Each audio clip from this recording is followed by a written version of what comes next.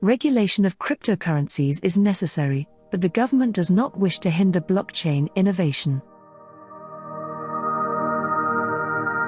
The government is closely monitoring cryptocurrency legislation as it explores how to manage digital assets and foster innovation throughout the broader blockchain ecosystem.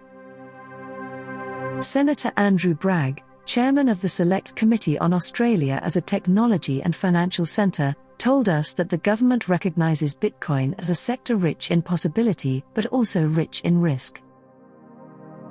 While consumers suffer risks when they participate in uncontrolled marketplaces, we do not want legislation to stifle innovation, Bragg stated. However, these issues must be mainstreamed through a regulatory framework. The Legislative Committee is currently determining the structure of that umbrella and has begun hearing from business, academia, and regulators regarding the kind of activities that might fall under its protection. Bragg, on the other hand, is cautious to avoid the type of cryptocurrency alarmism that has resulted in international crackdowns on Bitcoin use and growth.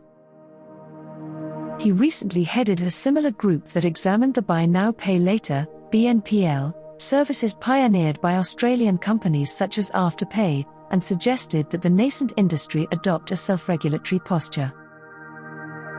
The BNPL industry interpreted the government's lackadaisical response as tacit acceptance of its kind of retail credit, clearing the path for US payments platform Square to purchase Afterpay for $39 billion, reputedly Australia's largest corporate takeover ever.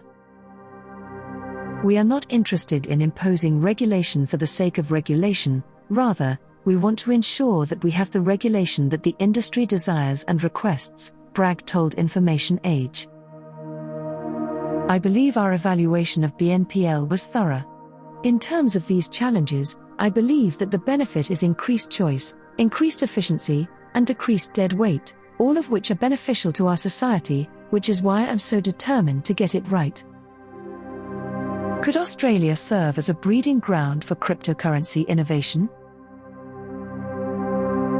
Fred Shibester, co-founder and CEO of Finder, described cryptocurrencies as a trillion-dollar sector that has the potential to impact Australia's economy by the tens of billions during last Friday's public hearing.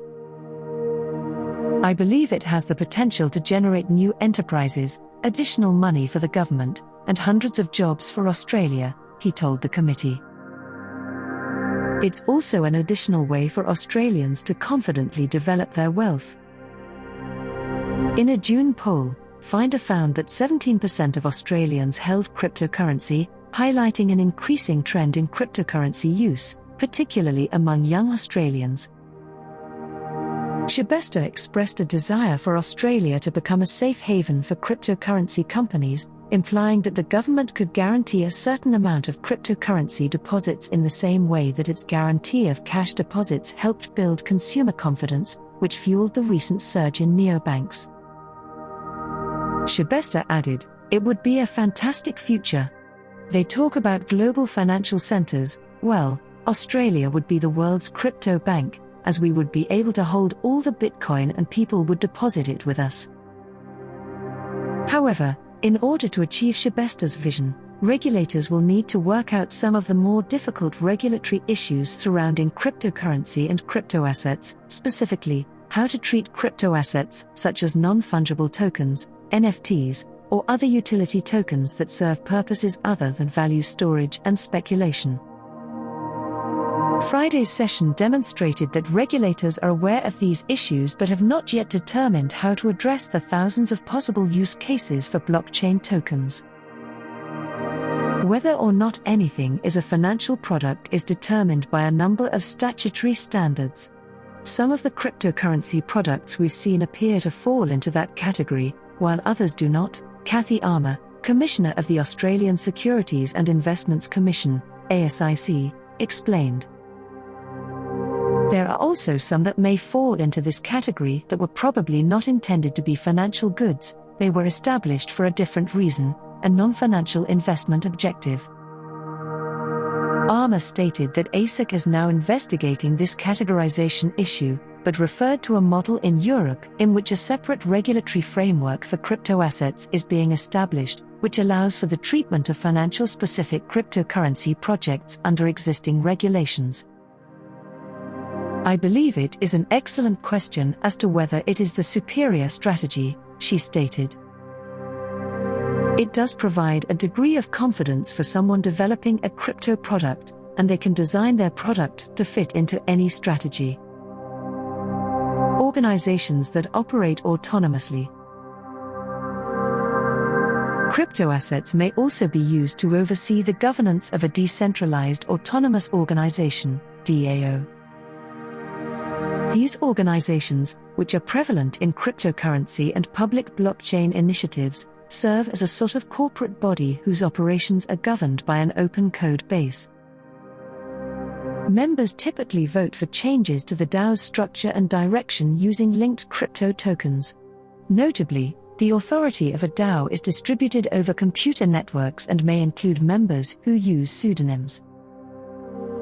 As Scott Chamberlain, an entrepreneurial fellow at the Australian National University, noted, local company rules are unable to recognize DAOs. An acceptable framework for legal recognition of code-governed businesses is required, he told the Select Committee on Australia as a technology and financial centre on Friday. If you attempt to do so under current law, you can almost get there. You can almost incorporate a DAO within an existing company, but the requirement to have a board and to include the names and addresses of those board members in your registration, the requirement to have a members register and to know the names and addresses of your members, that nitty-gritty detail prevents you from getting there. These restrictions may need to be addressed if Australia is to be a leader in blockchain innovation, which Senator Bragg has already expressed an interest in. It's difficult, but not impossible, to establish new company structures in Australia, he told Information Age. I believe we must ensure that we have the best possible opportunity to attract new investment. While many of these concepts are novel in Australia, they are not novel among our competitors.